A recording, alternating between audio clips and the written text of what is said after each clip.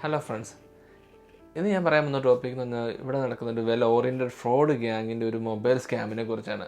ഞാൻ പറയാൻ ഉദ്ദേശിച്ച ടോപ്പിക്സ് ഒന്നും അല്ലെങ്കിലും എൻ്റെ ഫ്രണ്ട് സർക്കിളിൽ തന്നെ ഇതിനെക്കുറിച്ച് സംസാരിച്ചപ്പോൾ ഇതിൻ്റെ വ്യാപ്തി എനിക്ക് മനസ്സിലായി. കാരണം ഇത് ഒരുപാട് പേര് ഇതിനകത്ത് പറ്റിക്കപ്പെടുന്നുണ്ട്. സോ അതുകൊണ്ട് നിങ്ങളോട് ഇതിനെക്കുറിച്ച് പറയണമെന്ന് എനിക്ക് തോന്നി.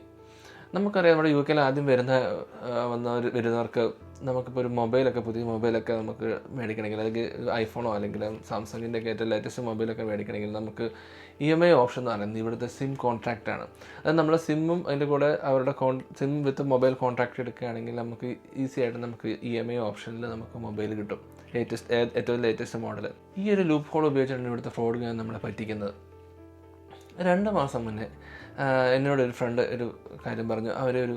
ഇവിടുത്തെ പ്രമുഖ മൊബൈൽ കമ്പനിയുടെ പേരിലേക്ക് ഒരു കസ്റ്റമർ കെയറിൽ നിന്ന് കോള് വരുന്നു. ആ സമയത്ത് അവരൊരു സിം കോൺട്രാക്റ്റിലാണ്.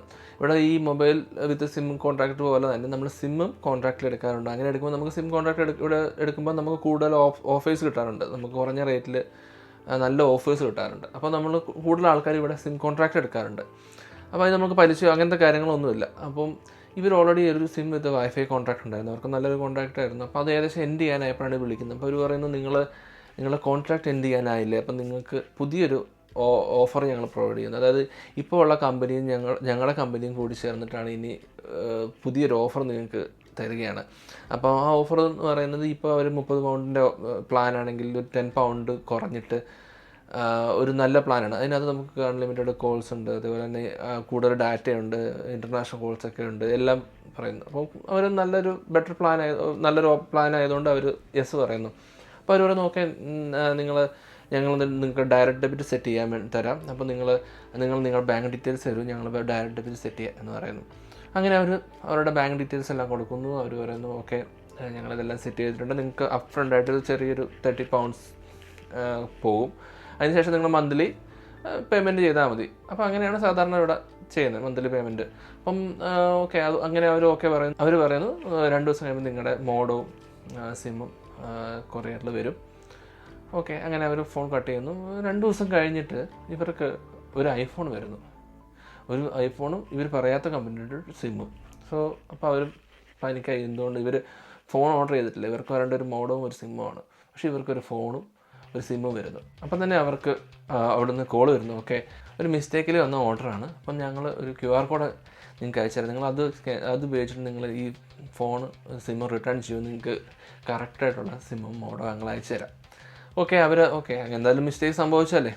ഓക്കെ, അപ്പോൾ അവർ എന്ത് ചെയ്യുന്നു, അവർ ഈ QR കോഡ് സ്കാൻ ചെയ്ത് ആ മൊബൈലും സിമ്മും അവർക്ക് തിരിച്ച് അയച്ചു കൊടുക്കുന്നു. പിന്നീട് അവർക്ക് ഡൗട്ട് വേണ്ടി അവർക്ക് 2 ദിവസം കഴിഞ്ഞിട്ട് ഇവരുടെ പുതിയ മോഡം സിമ്മൊന്നും വരുന്നില്ല. അപ്പോൾ അവർക്ക് സംശയം തോന്നി. അപ്പോൾ അവരെന്ത് ചെയ്തു, അവർ ഡയറക്റ്റ് ഒരു കമ്പനിയിൽ കോൺടാക്ട് ചെയ്ത് നോക്കിയപ്പോൾ ഇങ്ങനെ ഒരു ഓഫറും ഇല്ല, ഇങ്ങനെ ഒരു സംഭവമില്ല, ഇതൊരു ഫേക്ക് നമ്പറിൽ നിന്ന് കോളാണെന്ന് അവർക്ക് മനസ്സിലായി. അപ്പോൾ തന്നെ അവർ ബാങ്കിനെ വിളിക്കുന്നു, അവർ ഡയറക്റ്റ് ഡെബിറ്റ് ക്യാൻസൽ ചെയ്യുന്നു, കമ്പനിയെ അറിയിക്കുന്നുണ്ട്. ഇതുപോലെ തന്നെ എൻ്റെ ഫ്രണ്ടിൻ്റെ റിലേറ്റീവിന് ഇതേപോലെ ഒരു കോള് വരുന്നു. അവനോട് പറയുന്ന ഒരു സിം കോൺട്രാക്റ്റ് ബേസ്ഡാണ്. അപ്പോൾ ആ സിം കോൺട്രാക്റ്റ് ഇപ്പോൾ ഉള്ളതിനേക്കാൾ നല്ലൊരു ഓഫർ പറയുന്നു. അങ്ങനെ ഇവനും ഇതേപോലെ തന്നെ 2 ദിവസത്തിന് ശേഷം ഇവൻ ഫോൺ ഓർഡർ ചെയ്തിട്ടില്ല, ഇവൻ്റെ ഐഫോൺ ഇവൻ്റെ അഡ്രസ്സിലേക്ക് വരുന്നു. എക്സാക്ട്ലി എന്താണ് ഇവിടെ സംഭവിച്ചത്? ശരിക്കും ഇവരുടെ ഐഡൻറ്റിറ്റി ഉപയോഗിച്ചിട്ട്, ഇവരുടെ ബാങ്ക് ഡീറ്റെയിൽസ് ഉപയോഗിച്ചിട്ട് ഇവർക്ക് ഈ ഫ്രോഡ് ഗ്യാങ് ഇവരുടെ പേരിൽ ഒരു കോൺട്രാക്റ്റ് സ്റ്റാർട്ട് ചെയ്യുന്നു. എന്നിട്ട് ആ കോൺട്രാക്റ്റിൽ അവരുടെ അഡ്രസ്സിലേക്ക് ഈ മൊബൈൽ അയച്ചു കൊടുക്കുകയാണ് ചെയ്യുന്നത്. ഈ സത്യത്തിൽ ഇവരിത് അറിയുന്ന പോലുമില്ല. അങ്ങനെ ഇവരെന്ത് ചെയ്യുന്നു, അതിനുശേഷം ഇവർ റിട്ടേൺ അയക്കാനായിട്ട് ഒരു QR കോഡാണ് ഇവർ പറയുന്നത്. ഈ QR കോഡ് വെച്ച് സ്കാൻ ചെയ്യുമ്പോൾ നമുക്കറിയാം, നമ്മുടെ പോസ്റ്റലിൽ അയച്ചു കഴിഞ്ഞാൽ നമുക്ക് അവരുടെ അഡ്രസ്സ് കാണാൻ പറ്റില്ല, ഒരു നമ്പർ മാത്രമേ നമുക്കുണ്ടാവുള്ളൂ. അങ്ങനെ ഇവരുടെ പേരിൽ കോൺട്രാക്റ്റ് സ്റ്റാർട്ട് ചെയ്തിട്ട് ഈ മൊബൈൽ അവരുടെ അഡ്രസ്സിലേക്ക് മേടിക്കുകയാണ് ചെയ്യുന്നത്. നമ്മളിത് അറിയുന്ന പോലുമില്ല. ഇവർ വെൽ പ്ലാൻഡ് ആയിട്ടാണ് നമ്മളെ വിളിക്കുന്നതും കോൾ ചെയ്യുന്നതും, നമ്മുടെ ഡാറ്റ എല്ലാം ഉപയോഗിച്ചിട്ട് നമ്മളെ പറ്റിക്കുന്നതും. ഇനി നമുക്കിത് പ്രിവെൻറ്റ് ചെയ്യാൻ എന്ത് ചെയ്യാൻ പറ്റും? നിങ്ങൾ ഇങ്ങനെയുള്ള കോൾ വരുമ്പോൾ നമ്മുടെ ബാങ്ക് ഡീറ്റെയിൽസ് ഒന്നും ഒരിക്കലും കൊടുക്കാതിരിക്കുക. നിങ്ങൾക്ക് ഇങ്ങനെ എന്തെങ്കിലും ഒരു കോൺട്രാക്റ്റ് എടുക്കുകയാണെങ്കിൽ ഇവരുടെ ഡയറക്റ്റായിട്ടുള്ള ഇവരുടെ ഔട്ട്ലെറ്റ്സുകളുണ്ട്, അവിടെ പോയിട്ട് ഡയറക്റ്റ് നിങ്ങൾക്ക് കോൺട്രാക്റ്റ് എടുക്കുക, അങ്ങനെ ചെയ്യാം. ഇനി ഇങ്ങനെ ഒരു സംഭവം സംഭവിച്ചു പോയി, നിങ്ങൾക്ക് ഇങ്ങനെ ഒരു കോൾ വന്ന് ഇങ്ങനെ ഒരു അബദ്ധം സംഭവിച്ചിട്ടുണ്ടെങ്കിൽ നിങ്ങൾ എന്ത് ചെയ്യണം? നിങ്ങൾ ഡയറക്റ്റ്ലി ഈ നിങ്ങൾക്ക് ഫോൺ വന്നിട്ട് നിങ്ങൾക്ക് അവരുടെ അഡ്രസ്സ് കിട്ടും. അപ്പോൾ ആ അഡ്രസ്സ് വെച്ച് നമുക്ക് ഏത് കമ്പനിയുടെയാണ് അവർ ആ കമ്പനി നമ്മൾ അറിയിക്കുക. പിന്നെ നമ്മൾ ബാങ്കിൽ വിളിച്ച് നിങ്ങൾ ഡയറക്റ്റ് ഡെബിറ്റ് ഉണ്ടെങ്കിൽ അത് ക്യാൻസൽ ചെയ്യുക. കാരണം ചില ഡയറക്റ്റ് ഡെബിറ്റ് നമ്മൾ ബാങ്കിൻ്റെ ആപ്ലിക്കേഷനിൽ പോലും നമുക്ക് ക്യാൻസൽ ചെയ്യാൻ പറ്റത്തില്ല. പിന്നെ നമുക്ക് എന്നാ ചെയ്യാൻ പറ്റും, നമ്മളൊരു പോലീസിൽ ഒരു കംപ്ലയിൻറ്റ് രജിസ്റ്റർ ചെയ്യുക. ഇവിടെ നമുക്ക് ഫ്രോഡ് കംപ്ലയിൻറ്റുകൾ രജിസ്റ്റർ ചെയ്യാൻ നമ്മൾ പോലീസ് സ്റ്റേഷനിൽ പോകേണ്ട ആവശ്യമില്ല. നിങ്ങൾക്ക് ഡയറക്റ്റായിട്ട് ഓൺലൈനായിട്ട് നിങ്ങൾക്ക് രജിസ്റ്റർ ചെയ്യാം. അപ്പം നമുക്കൊരു ഒരു നമ്പർ നമുക്ക് കിട്ടും. അത് നമുക്ക് സേവ് ചെയ്താൽ ഇൻ കേസ് ഇനി ഭാവിയിൽ എന്തെങ്കിലും ഒരു പ്രശ്നം വരികയാണെങ്കിൽ നമുക്കത് ഉപയോഗിക്കാം.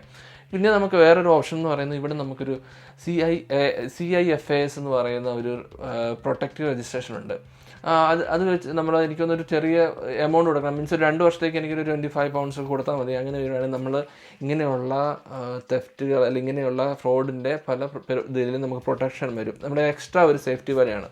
അതായത് നമുക്ക് ഇനി എന്തെങ്കിലും നമ്മുടെ പേരിൽ ഒരു കോൺടാക്ട് സ്റ്റാർട്ട് ചെയ്യണമെങ്കിൽ നമുക്കൊരു കോൾ വരും ഒന്ന് വെരിഫിക്കേഷന് വേണ്ടിയിട്ട്. ഇത് നിങ്ങൾക്ക് ആർക്കെങ്കിലും സംഭവിച്ചിട്ടുണ്ടോ, അല്ലെങ്കിൽ നിങ്ങളുടെ ഫ്രണ്ട്സിന് ആർക്കെങ്കിലും സംഭവിച്ചിട്ടുണ്ടോ? ഇനി അറിയാത്തവർക്കാണ് നിങ്ങൾ മാക്സിമം ഷെയർ ചെയ്യുക. കാരണം ഇങ്ങനെയുള്ള ഫ്രോഡ് ഗ്യാങ് നമ്മളെപ്പോലെയുള്ള പുതിയ ആൾക്കാരെയാണ് ഫോക്കസ് ചെയ്യുക. ഇനി ഇത് ആർക്കും ഉണ്ടാവാതിരിക്കട്ടെ.